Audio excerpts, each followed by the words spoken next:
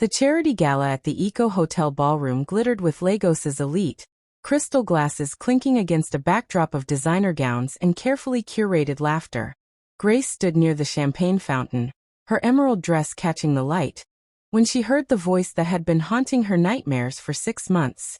"Your husband bought me a brand new car this morning," Jasmine announced, loud enough for 3 tables to hear. Her friends giggled behind perfectly manicured hands. "Delivered to my door with a red bow. Some men know how to treat a woman right." The ballroom seemed to tilt. Grace's family friends turned to stare. Michael froze mid-conversation across the room, his face draining of color. Everyone waited for the tears, the screaming, the public breakdown of a humiliated wife. Instead, Grace smiled. She walked toward Jasmine with the calm of someone holding all the cards, leaned close, and whispered something that made the younger woman's confident smirk collapse into ash-pale terror. 3 months later, Jasmine would be sitting in a repossession lot watching her dream car get towed away. Michael would be on his knees at his in-laws' doorstep, begging for mercy that would never come. But that night, Grace simply walked out of the gala with her head high, leaving chaos and consequences in her wake. This is the story of how one moment of cruel arrogance destroyed 3 lives forever. Before we continue, let me ask you something quietly. Where are you listening from right now? And what time is it in your part of the world? Some of us are hearing this story under the hot afternoon sun. Some in the calm of the night, when thoughts are heavy and hearts are open. Different places, one story, one lesson. If stories like this speak to your heart, please subscribe to the channel. Your like helps this story reach another soul. Your comment tells me you understand the lesson. And when you share, you may be saving someone from the same mistake. Now, let us continue. Grace had always believed that marriage was a partnership built on trust. For 9 years, she had stood beside Michael through every business struggle, every family obligation, every social expectation that came with being Mrs. Okonkwo. She had put her own career aspirations on hold to manage their home, host his business associates, and present the perfect image of success that Lagos society demanded. She noticed the changes slowly at first. Michael started coming home later, his explanations becoming vaguer. "Client meetings," he'd say, barely looking up from his phone. "Networking events. You know how business is." The perfume on his collar was different from hers, sweeter, younger, desperate. Grace wasn't naive. She had friends whose husbands strayed. She knew the signs. But when she finally confronted him one rainy evening in their bedroom, Michael had laughed it off with the casual cruelty of a man who believed his wife had nowhere to go. "You're being paranoid, Grace. Maybe if you paid more attention to taking care of yourself instead of imagining problems, we wouldn't be having this conversation." The words stung more than any confession would have. He was rewriting their story, making her the villain in a narrative she hadn't even known existed. 2 weeks later, Grace discovered Jasmine's Instagram account. The young woman, 26, beautiful and utterly shameless, posted photos from restaurants Grace recognized, wearing jewelry that looked suspiciously like pieces Michael had claimed were business investments. Her captions were carefully vague, but her intention was crystal clear. She wanted to be seen, admired, envied. What broke Grace's heart wasn't just the affair. It was the money. Michael's business accounts, which she had joint access to, showed alarming patterns. Large withdrawals, transfers to unfamiliar accounts, luxury purchases that never made it to their home. He was draining their future for a woman who saw him as nothing more than an ATM with a pulse. Grace's mother noticed her daughter's weight loss during Sunday lunch. "Whatever is happening in your marriage, fix it quietly," she advised, cutting her jollof rice with precision. A woman who cannot keep her husband is a woman who has failed her most important job. Michael's mother was even worse. During a tense family gathering, she had pulled Grace aside and hissed, "If my son is looking elsewhere, you need to ask yourself why. Are you satisfying him? Are you making yourself attractive? Men don't stray from happy homes." Grace had smiled and nodded, playing the role of the apologetic wife. But inside, something fundamental had shifted. She wasn't going to beg Michael to respect her. She wasn't going to shrink herself to accommodate his betrayal. Instead, she started documenting everything. She photographed receipts he left carelessly on his dresser, She saved screenshots of his bank transfers. She recorded the dates and times he claimed to be at business meetings, but was actually tagged in Jasmine's Instagram stories at upscale clubs. She visited a lawyer. Not for divorce, not yet, but for protection. The lawyer, a sharp-eyed woman named Mrs. Adebayo, had looked at Grace's evidence and nodded slowly.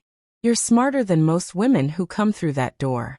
They wait until they have nothing left. You're preparing while you still have power. I just want to be ready, Grace had said quietly, for whatever comes next.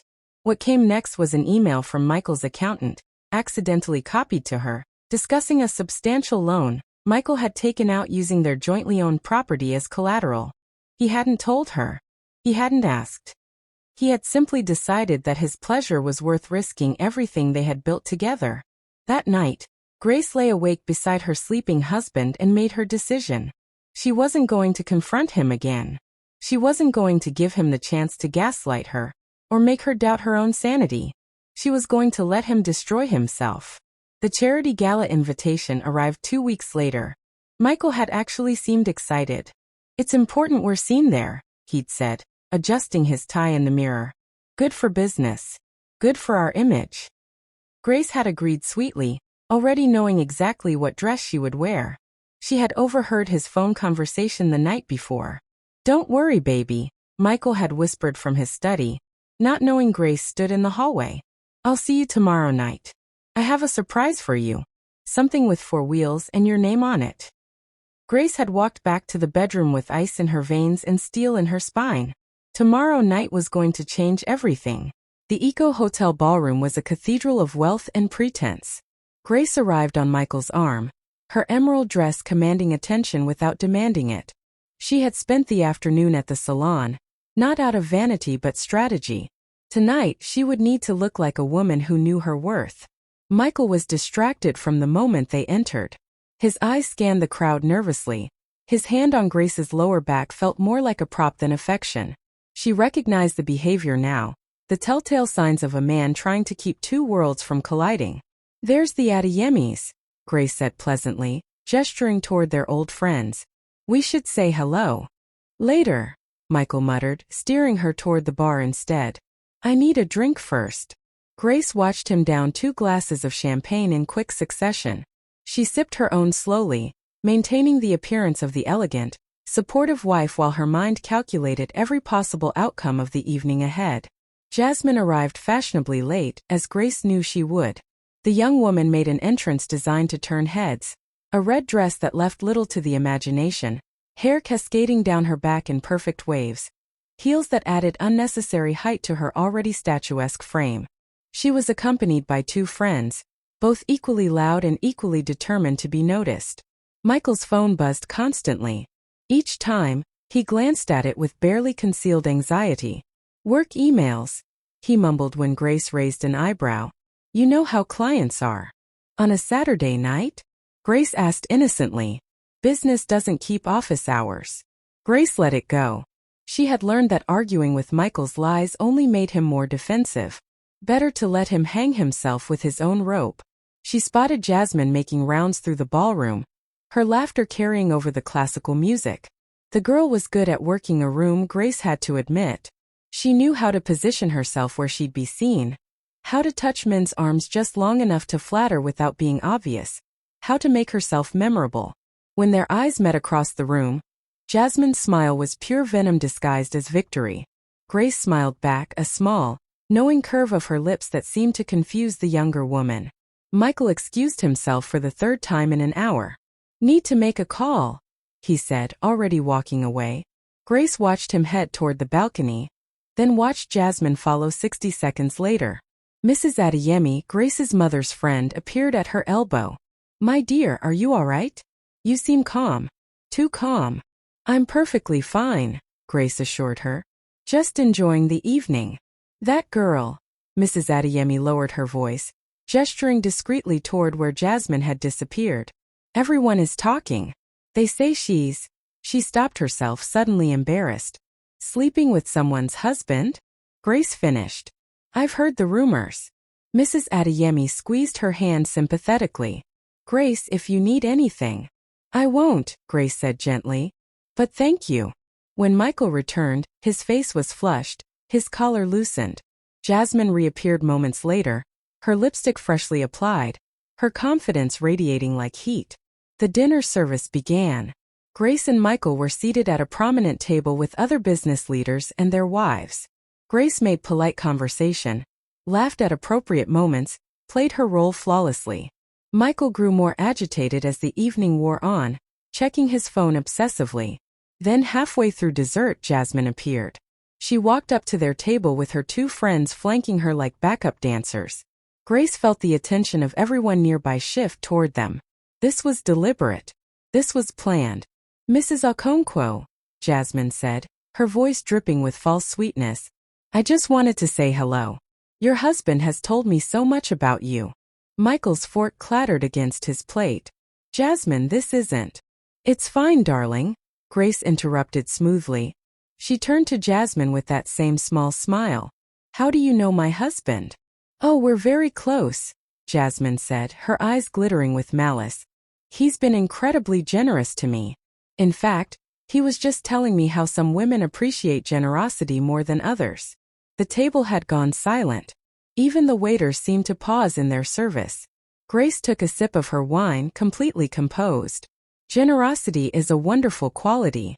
I hope you're worthy of it. Jasmine's smile faltered slightly, as if she hadn't expected this calm response. She'd clearly come looking for tears, for drama, for the satisfaction of watching a wife crumble. Oh, I am. Jasmine recovered quickly. Your husband bought me a brand new car this morning. Delivered to my door with a red bow. Some men know how to treat a woman right. The words hung in the air like a detonated grenade. Time seemed to freeze. Grace heard Mrs. Adeyemi gasp beside her. She saw Michael's face turn the color of ash. She felt every eye in their section of the ballroom lock onto their table, witnessing what should have been her complete humiliation. Jasmine stood there, triumphant, waiting for the tears, the screaming, the public breakdown that would cement her victory. Her friends giggled nervously behind her, sensing they'd crossed a line but too committed to the performance to back down now. Grace carefully set down her wine glass. She dabbed her lips with her napkin, taking her time, letting the silence stretch until it became unbearable. Then slowly she stood. Everyone expected an explosion. Instead, Grace walked toward Jasmine with the measured grace of a queen approaching a peasant who'd forgotten her place. Michael half rose from his chair. Grace, please. She held up one hand, stopping him without even looking at him. Her focus was entirely on Jasmine, whose confident smirk was beginning to waver. Grace stopped directly in front of the younger woman, close enough that only Jasmine and her friends could hear what came next.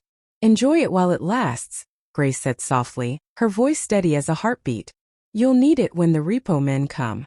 See, my husband is very generous, with money he doesn't have anymore. He's been using our joint accounts, our business assets, even taking loans against our property to fund his hobbies. Jasmine's smile began to crack. Grace continued, her voice still soft but laced with steel. I froze those accounts yesterday. Every single one. The payment for that car? It's going to bounce. The dealership will be at your door within 48 hours. And everything he's promised you, everything he's bought you, it's all going to disappear like the fantasy it always was. The color drained from Jasmine's face. Grace stepped back, raised her voice so the entire section could hear, and said with perfect clarity, my husband is very generous with money he doesn't have anymore. Excuse me, I have somewhere important to be. She turned to the table where Michael sat frozen in horror and added, don't wait up. Then Grace walked. She walked through that ballroom with her head high, her spine straight, her dignity intact. She didn't run. She didn't cry. She didn't give anyone the satisfaction of seeing her break. Behind her, chaos erupted. Michael scrambled from his chair, knocking his wine glass over in his haste. Jasmine stood paralyzed, her phone already buzzing in her clutch. Probably the car dealership, Grace thought with grim satisfaction. Mrs. Adeyemi and several other women at the table stared after Grace with expressions mixing horror and grudging admiration. Michael caught up to Grace at the hotel entrance. Grace, wait. Please let me explain. She turned to face him one last time, and the look in her eyes stopped him mid-sentence. Explain what, Michael? That you stole from our future to impress a girl young enough to be your daughter? That you humiliated me publicly while I stood by you through everything? That you chose her over the woman who built a life with you? It was a mistake, he pleaded. I was stupid, I was. You were cruel, Grace corrected. And cruelty, Michael, has consequences. A taxi pulled up. Grace had arranged it earlier, knowing she wouldn't be riding home with her husband tonight, or any night after. Grace, please don't do this, Michael begged. We can fix this. I'll end things with her. I'll make it right. No, Grace said simply. You won't. Because I'm done being the woman you can disrespect and expect to stay. I'm done being the wife who has to beg for basic human dignity. I'm done with all of it. She got into the taxi. Where will you go? Michael called desperately. Somewhere you made impossible to follow. As the taxi pulled away, Grace allowed herself one look back. She saw Michael standing on the hotel steps, his perfect image shattered, his carefully constructed life crumbling in real time. Inside the ballroom, Jasmine's phone wouldn't stop ringing. The car dealership had already confirmed what Grace had told her. The payment was declined. The financing couldn't be verified. They would be collecting the vehicle tomorrow morning. Jasmine turned to her friends, panic replacing her earlier confidence. He told me he was rich. He told me. He lied. One of her friends said, already backing away. And now everyone knows. By the time the gala ended 2 hours later, the story had spread through the entire ballroom. The mistress who tried to humiliate the wife, only to discover she'd been flaunting gifts bought with money that didn't exist. The husband who'd stolen from his own business to maintain an affair. The wife who'd walked away with her dignity and apparently all the assets. Michael's phone rang constantly. Business partners, friends, family members who'd heard pieces of the story and wanted confirmation.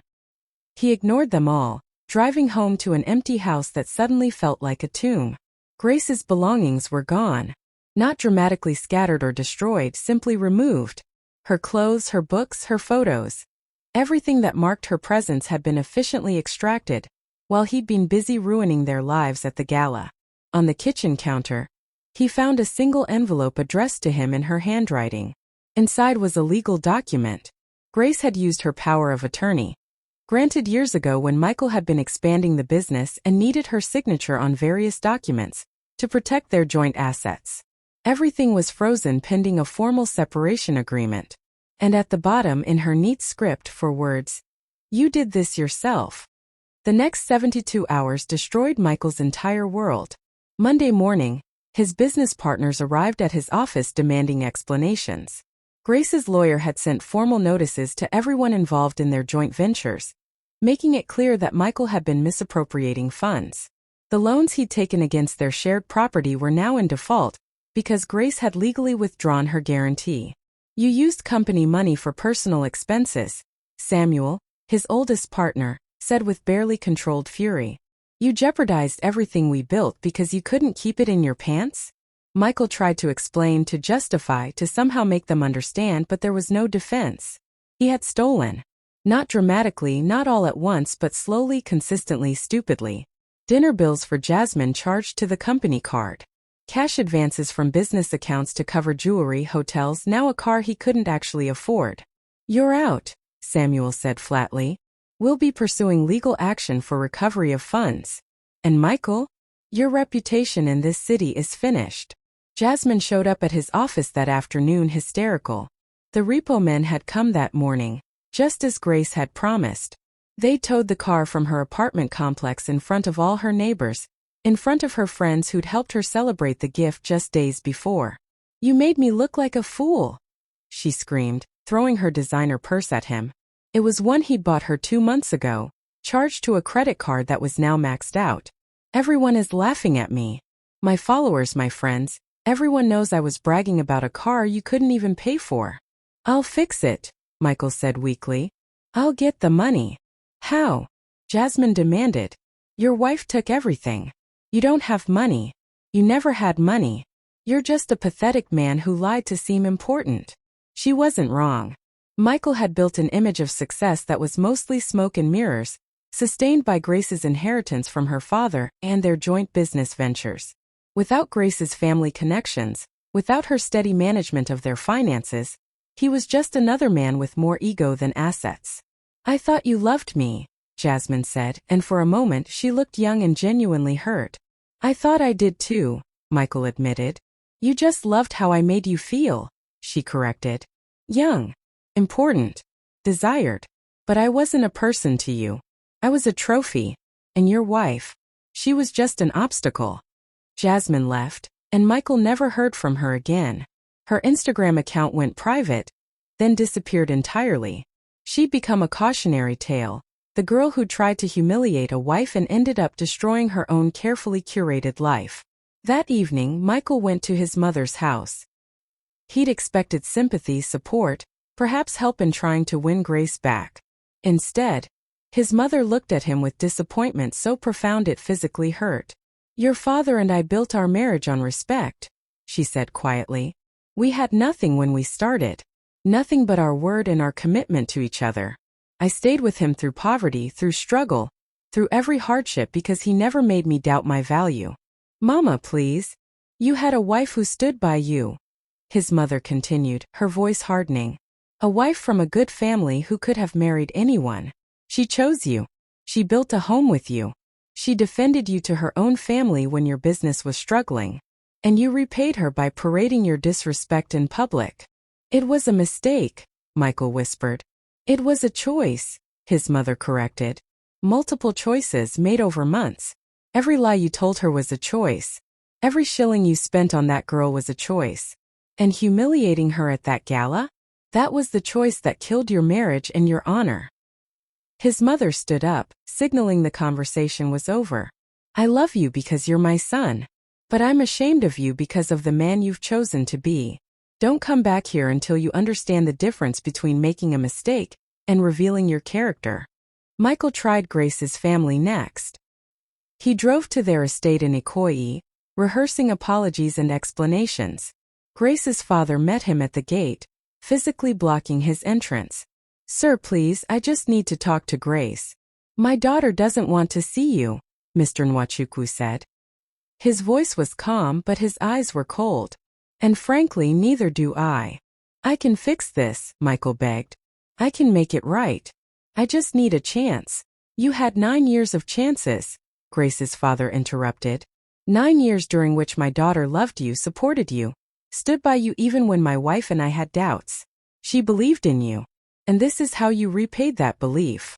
"I made a terrible mistake." "You made a calculated decision to betray and humiliate her," Mr. Nwachukwu corrected. "There's a difference. A mistake is accidental. What you did was deliberate and cruel." Michael fell to his knees on the driveway, not caring how pathetic he looked. "Please, sir. I love her. I need her. I can't. You should have thought about that before you chose to destroy her trust." Mr. Nwachukwu's voice softened slightly, not with sympathy but with something worse, pity. "Michael, my daughter watched you from that upstairs window as you drove up. She saw you get out of your car. And she walked away. That should tell you everything you need to know." Michael looked up at the house. For just a moment, he thought he saw a curtain move in an upstairs window. Then it was still. "Go home," Grace's father said. "Deal with the consequences of your choices. And leave my daughter in peace." The gate closed. Michael stayed on his knees for several minutes, hoping Grace would change her mind, would come down, would give him one more chance. She never did. Chapter 5: The Price of Choices. 6 months later, Grace stood in her new boutique, sunlight streaming through the windows she'd designed herself. The space was small but elegant, showcasing carefully curated African fashion from designers she'd networked with over the past years.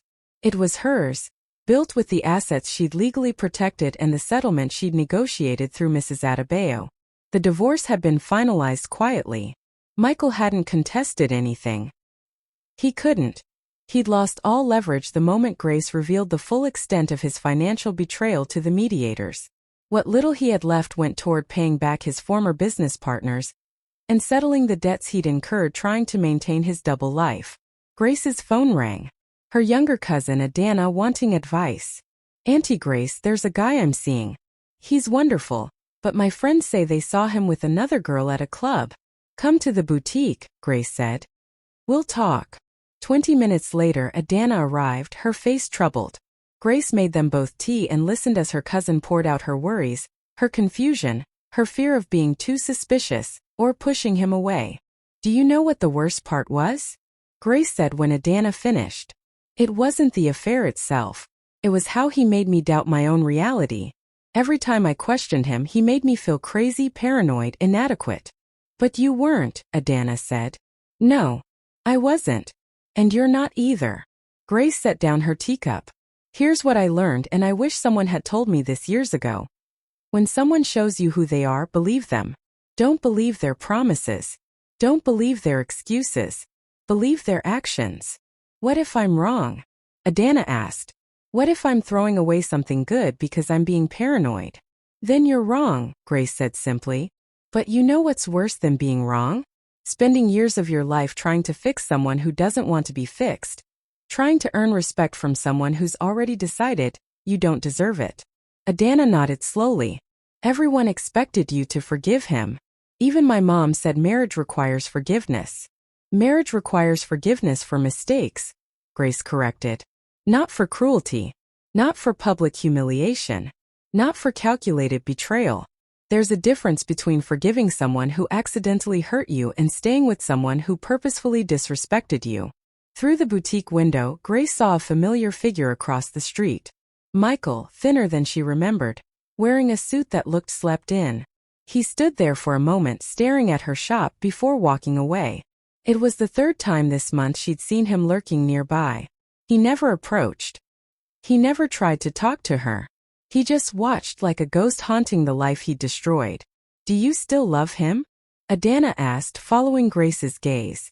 Grace considered the question honestly. "I love the man I thought he was. I grieve the marriage I thought we had. But the real Michael? The one who could look me in the eye and lie? The one who could risk everything we built for momentary pleasure? No, I don't love him. I don't even know him." A text message came through. "Mrs. Adeyemi, inviting Grace to another charity gala." Grace smiled, remembering the last one. "Are you going?" Adana asked. "Yes," Grace said. "I'm not going to hide. I didn't do anything wrong." The gala would be different this time. Grace would attend not as someone's wife but as herself, a successful businesswoman, a survivor, a cautionary tale turned success story. People would talk, of course. They always did. But the whispers would be about her strength, not her shame. A week later, Grace attended a family wedding. She wore gold, her head high, surrounded by family members who'd watched her transform from a broken wife into something stronger. Michael was there, seated in the back with distant relatives. He looked older, defeated, nothing like the confident man who'd once taken her love for granted. During the reception, he approached. Grace saw him coming, steeled herself for whatever apology or plea he'd prepared. "Grace," he said quietly, "I know I don't deserve to speak to you. I know I destroyed everything. But I need you to know I'm sorry. I'm so sorry." Grace looked at him, really looked at him for the first time in months. She saw regret, yes. Genuine pain. The consequences of his choices written in every new line on his face. "I believe you," she said simply. Hope flickered in his eyes. "Does that mean?"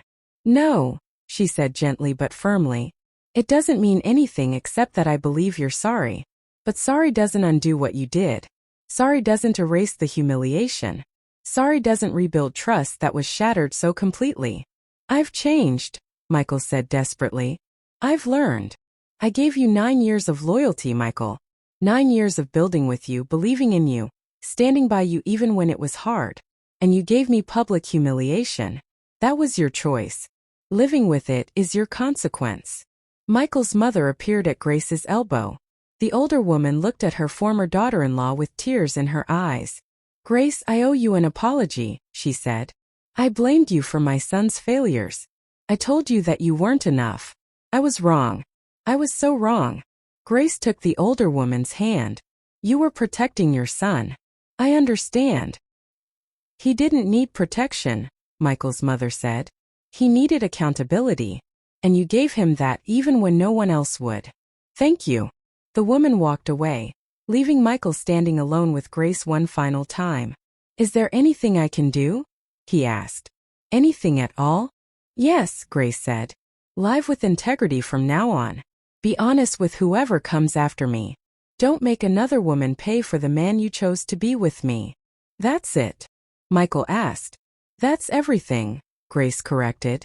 She walked away from him for the last time, returning to her table where Adana waited with her younger sister and several cousins. They were asking her about fashion, about business, about life. Auntie Grace, her sister asked, when did you know you had to leave? Grace thought about it carefully. When I realized I was teaching myself to accept less than I deserved. When I started making excuses for his behavior instead of holding him accountable. When I understood that staying would mean teaching our children, if we'd had them, that this is what love looks like. But everyone says marriage is hard work, Adana said. Marriage is hard work, Grace agreed. But there's a difference between working on a marriage and working to preserve your dignity in one. One builds something stronger. The other destroys you slowly. Later that night, Grace returned to her apartment, a cozy 2-bedroom in a secure complex, paid for with money she'd earned herself. She made tea, opened her laptop and reviewed orders for the boutique. Her phone buzzed. A message from Mrs. Adebayo, her lawyer, forwarding a note. Michael had finally paid the last installment of the settlement. Everything was officially over. Grace sat back, teacup warming her hands, and allowed herself to feel the full weight of the past year. The pain, yes, but also the growth. The discovery that she was stronger than she'd ever known. The understanding that she could survive losing everything she'd built, because she'd never actually lost herself. She opened her journal and wrote, some mistakes can be forgiven. Some can only be learned from, and some can never be undone. Michael undid our marriage the moment he chose to humiliate me publicly. He undid his honor the moment he prioritized his ego over our partnership. He undid his future the moment he bet everything on a fantasy. I didn't destroy our marriage. He did. I just refused to stay in the ruins. Grace closed the journal and looked around her small, peaceful apartment. It wasn't the grand house she'd shared with Michael. It wasn't filled with expensive furniture or curated art. But it was hers, built on her own terms, filled with her own choices, free from the exhausting work of managing someone else's ego and covering for someone else's failures. For the first time in years, Grace felt light. She thought about Jasmine occasionally. The girl had moved to Abuja, started over where no one knew her story. Grace didn't hate her. Jasmine had been a symptom, not the disease. Michael's betrayal would have found another outlet if it hadn't been her. She thought about Michael too, less frequently as time passed. She hoped he learned. She hoped he became someone better. But it wasn't her responsibility anymore. Grace's greatest lesson had been simple but profound. You cannot love someone into respecting you. You cannot sacrifice enough to earn basic human dignity. You cannot make yourself small enough to fit into someone else's idea of convenience. All you can do is know your worth, protect your peace, and walk away from anyone who asks you to betray yourself to keep them comfortable. 3 months later, Grace expanded her boutique. She hired 2 employees. She started a blog about fashion and financial independence that went viral. She became the story people told their daughters, the woman who walked away with her dignity intact. And Michael became the cautionary tale people told their sons, the man who had everything and destroyed it, because he forgot that real wealth isn't measured in assets, but in the integrity with which you treat the people who love you. Some consequences can be avoided with quick apologies and temporary changes. Others carve themselves into the story of your life, permanent reminders that actions have weight, choices have meaning, and cruelty, public or private, eventually demands payment in full. Michael learned this lesson too late. Grace had always known it. That was the difference between them. And in the end, it was the only difference that mattered.